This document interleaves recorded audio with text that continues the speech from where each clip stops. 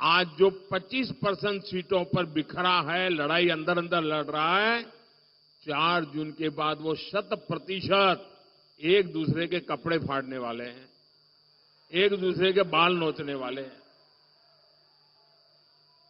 लोकतंत्र के लिए मेहनत कीजिए। अरे आज नहीं तो कल, कल नहीं तो परसों, परसों नहीं तो नरसों, अरे कभी तो मौका आएगा। ये लोग दावे जो करें, लेकिन सच्चाई यही है कि चुनाव की घोषणा से पहले से ही कांग्रेस के नेता अपनी हार मान चुके हैं और इसलिए कुछ नेता जो लगातार लोकसभा में जीत करके आते थे, इस बार आपने देखा है वो लोकसभा का चुनाव छोड़ करके राज्यसभा के रास्ते से अंदर जाके बैठ गए हैं। चुनाव लड़ने की हिम्मत नहीं रही है जी। हालात ये है कि इंडिया अलायंस वालों को इस चुनाव में लड़ने के लिए उम्मीदवार तक नहीं मिल रहे हैं। ज्यादातर सीटों पर इनके नेता प्रचार ही नहीं करने जा रहे हैं और आप जानकर के हैरान हो जाएंगे, इस देश की करीब करीब 25% सीटें ऐसी हैं, 25%, जहां ये इंडिया अलायंस के लोग अंदर अंदर एक दूसरे के खिलाफ चुनाव लड़ रहे हैं। अब वो किस प्रकार की बातें करते हैं जी। कोई कल्पना कर सकता है, चलो भाई एक आध दो में गड़बड़ हो जाए वो तो समझ सकते हैं।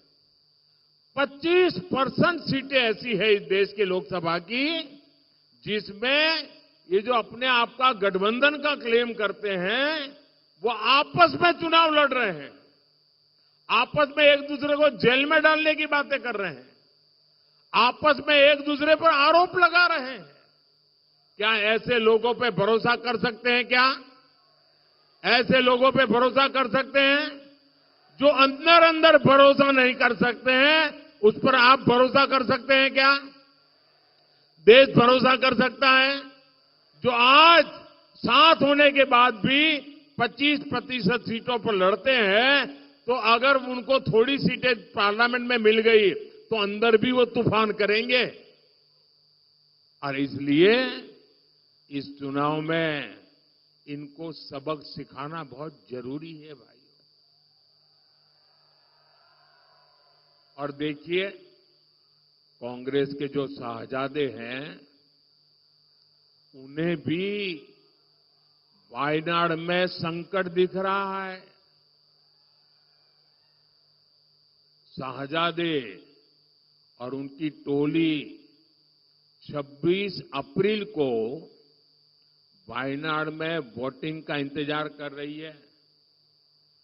जैसे ही 26 को वायनाड में वोटिंग पूरा हो जाएगा, ये शाहजादे के लिए एक और सुरक्षित सीट घोषित कर देंगे और कहीं और से फिर से लड़ाना पड़ेगा उनको, क्योंकि उनके अलायंस के साथी भी एक दूसरे को गालियां दे रहे हैं। कल आपने उनके एक साथी केरल के मुख्यमंत्री ने जो शाहजादे को सुनाई है, मैं भी कभी ऐसी भाषा नहीं बोलता, वो ऐसी भाषा बोली है उन्होंने साथी को। ये हाल है उनका। अब जैसे इन्होंने अमेठी से भागना पड़ा, अमेठी छोड़ा, अब मान के चलिए वो वायनाड भी छोड़ेंगे।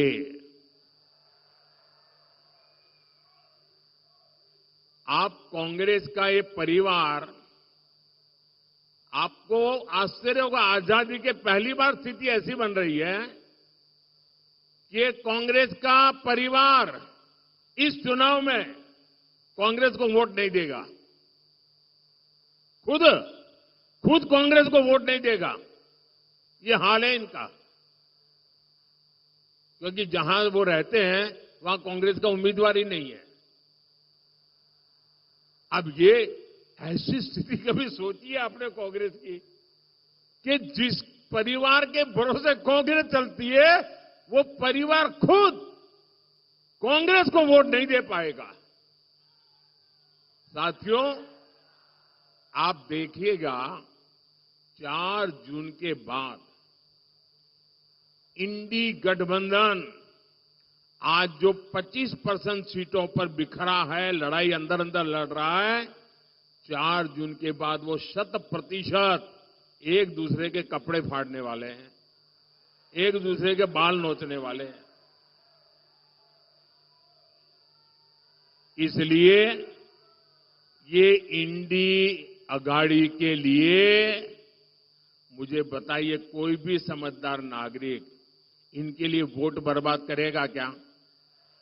कभी भी वोट बर्बाद करेगा क्या? और मैं तो मतदाताओं कहता हूं, आइए जी भर करके एनडीए को वोट दीजिए, पूरी ताकत से वोट दीजिए। एनडीए को वोट करना है, विकसित भारत के लिए वोट करना है। और इसलिए ही आज पूरा देश कह रहा है, फिर एक बार,